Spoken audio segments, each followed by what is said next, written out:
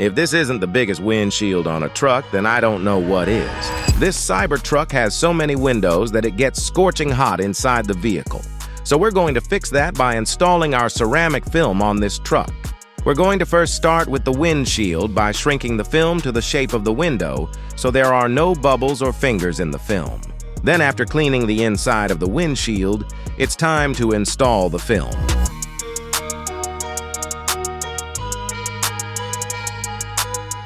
Now let's move on to the sides and back windows.